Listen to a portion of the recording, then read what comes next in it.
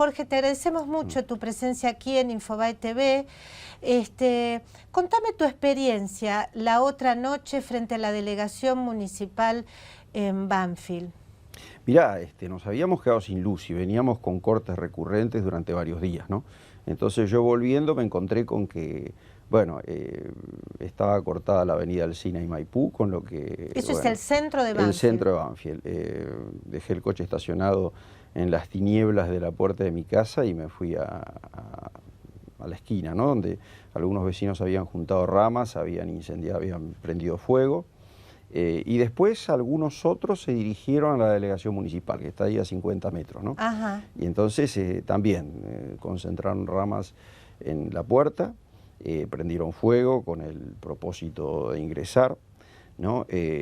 Bueno, ahí se produjeron toda una serie de deliberaciones. Ahora, Banfield pertenece a Lomas de Zamora. Al partido de Lomas de Zamora. Y hay una delegación municipal ahí en un lugar céntrico de Banfield. Ahora, ahí uno ve toda una serie de movimientos muy interesantes, porque ahí se ve la sociedad, y una sociedad, bueno, la sociedad es heterogénea, ¿no? Pero por de pronto uno se encontraba con muchos vecinos, con muchos comerciantes conocidos, desesperados también por la situación. Prácticamente no hay comerciante en la zona de Banfield que no tenga su grupo electrógeno, ¿no?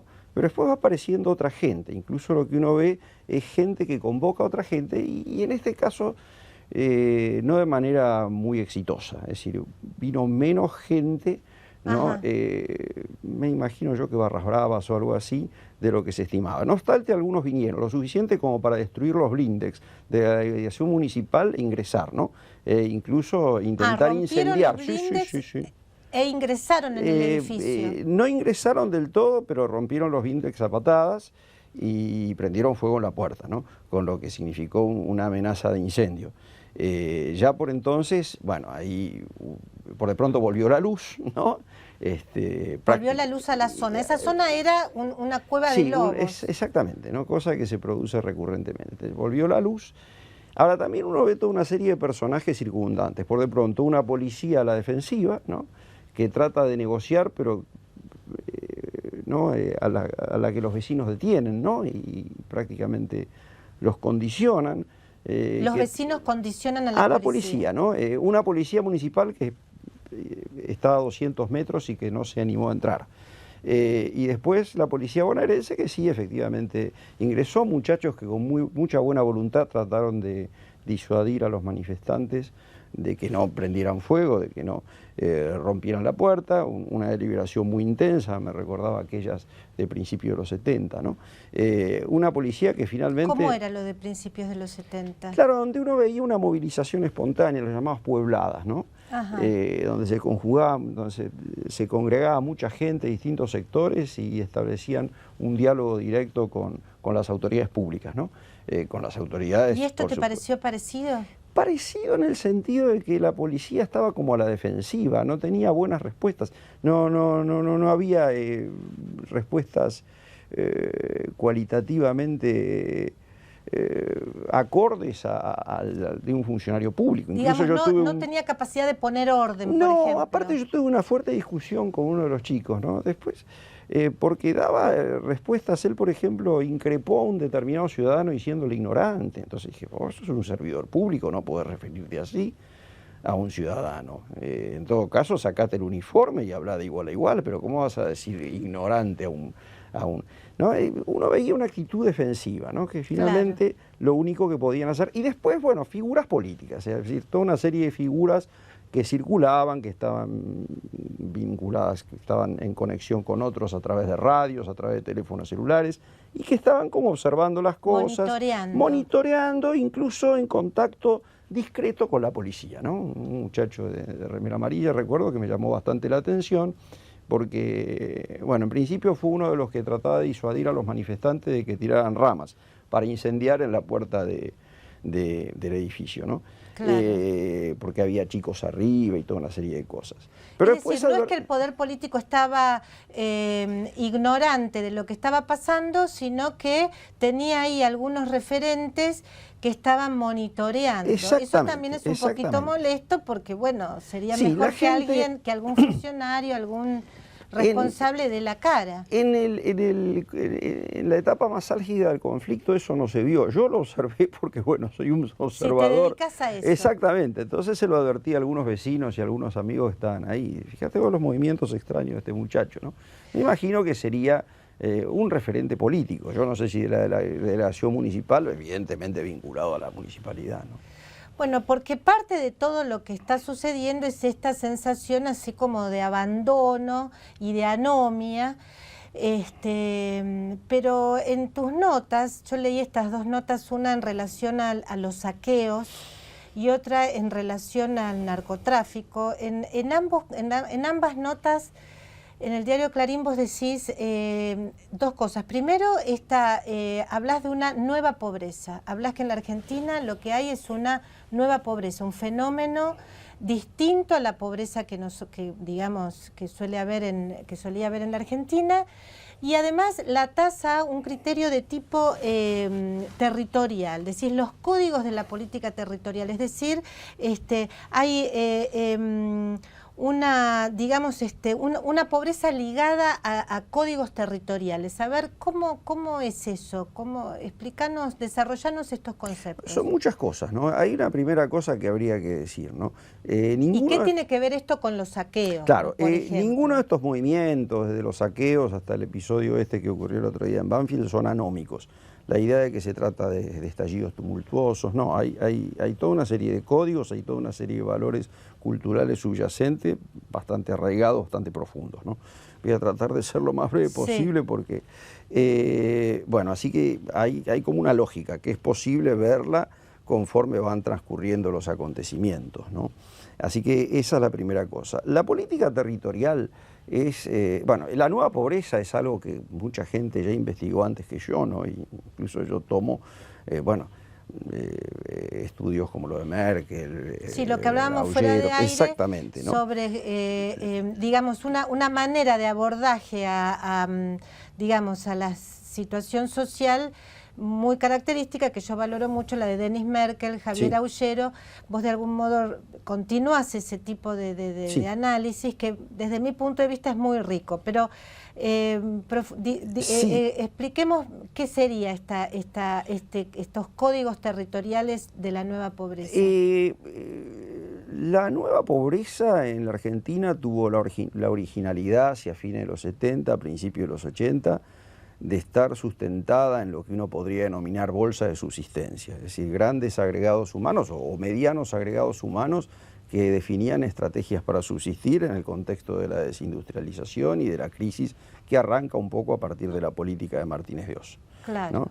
Entonces eso va dando lugar a toda una serie de experiencias, en principio, por cierto, bastante anómicas, pero que desde los comienzos de la democracia, ¿no?, empiezan a organizarse, porque el poder político de una u otra manera se hace cargo, advierte esta novedad, advierte que hacer política a los bolsones de pobreza a partir de los 80 es bien distinto respecto de lo que se hacía antes, ¿no? Claro. Entonces todo eso determina que por ensayo y error se vaya constituyendo un sistema de relaciones, un sistema de prácticas que después devienen en valores, ¿no?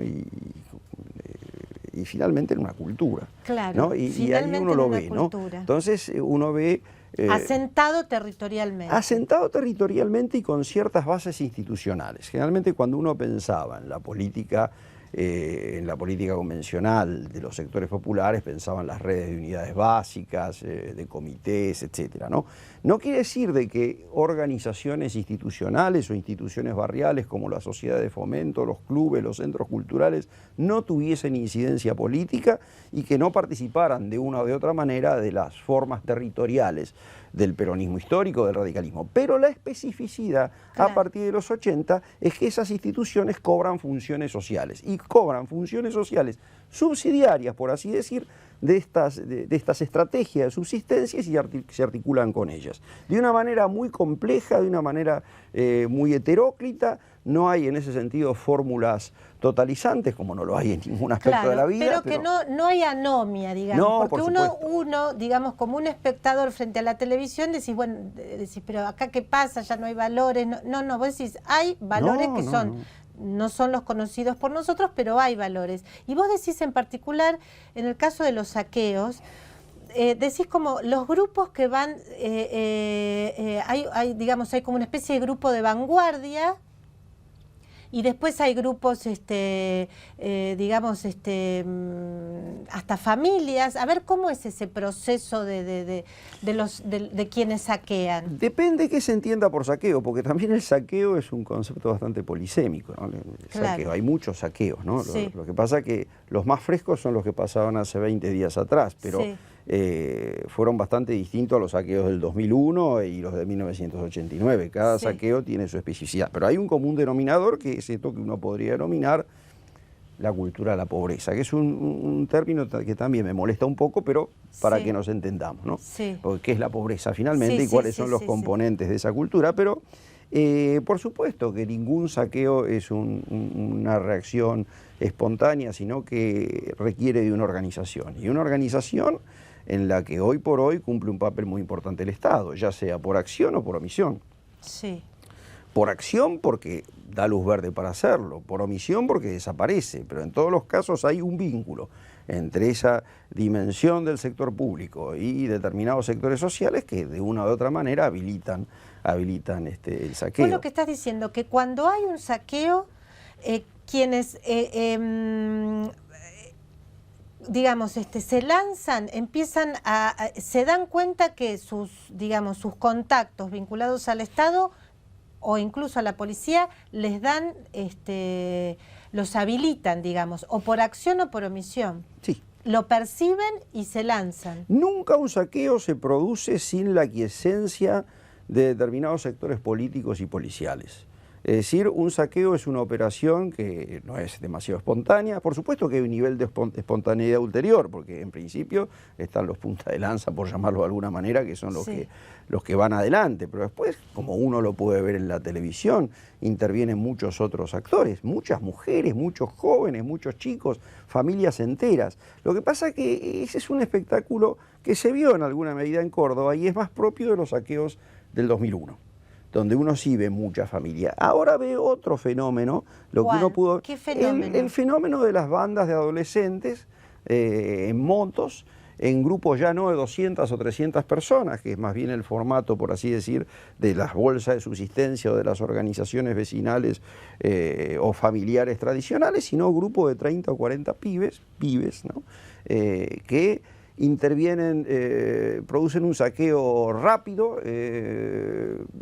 que si es exitoso se repite a instancias de otra banda, detrás van mujeres, detrás van otros vecinos, pero lo cierto es que no son esos saqueos masivos propios del 2001, ¿no? Y que tienen más que ver con justamente, bueno, aquellos sectores que han quedado afuera de las redes de subsistencia, o que participan de una manera muy particular, entre otras cosas, a través de esa economía de la pobreza o esa economía de la miseria, ¿no? Donde anida el narcotráfico, ¿no? Eso es otro tema. Es decir, y en estos saqueos últimos que hemos visto, Córdoba, sí. Claro, hay digamos, está mezclado el narcotráfico. El narcotráfico está metido en todo, ¿no? Es decir, el narcotráfico, la delincuencia, por supuesto. Lo que no quiere decir de que sean saqueos promovidos por el narcotráfico. El narcotráfico influye, pero es un elemento, un ingrediente más. Yo estoy seguro que muchos de esos chicos que iban en esas motos de una u otra manera son vendedores al minoreo o consumidores, porque incluso muchas veces las operaciones se hacen drogados.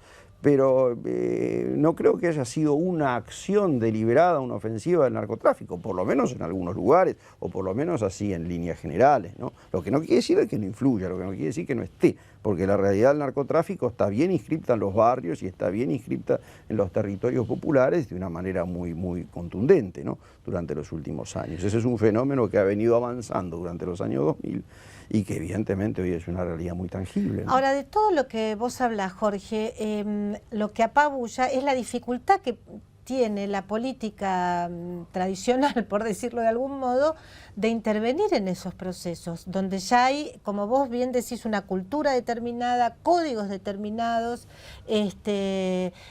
instituciones determinadas. ¿Cómo se aborda toda esa gran cantidad, esa marea humana para uno que le cuesta tanto comprender? ¿Cómo se aborda, cómo se interviene, cómo se incluye eso socialmente?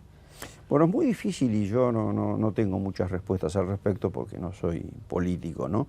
Pero fórmulas hay, lo que pasa es que yo no sé si existe la voluntad política de aplicarlas, porque este régimen, este orden de cosas, por otra parte es muy conveniente para muchos, es una forma de explotación política que por supuesto tiene sus connotaciones económicas, sociales y que le conviene a mucha gente, ¿no?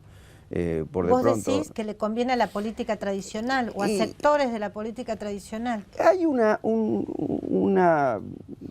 visión que yo critico mucho, ¿no? Que es la del Vos hablás de un concepto muy interesante que es el aparato administrador de la pobreza. Sí, durante los últimos 30 años efectivamente se ha construido un aparato administrador de la pobreza.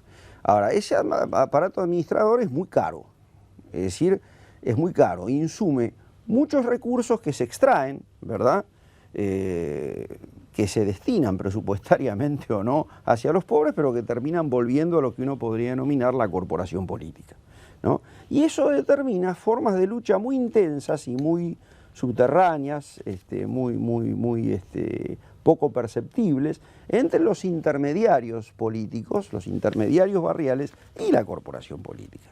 Es un tira y afloje muy intenso y un tira y afloje muy duro muchas veces, ¿no?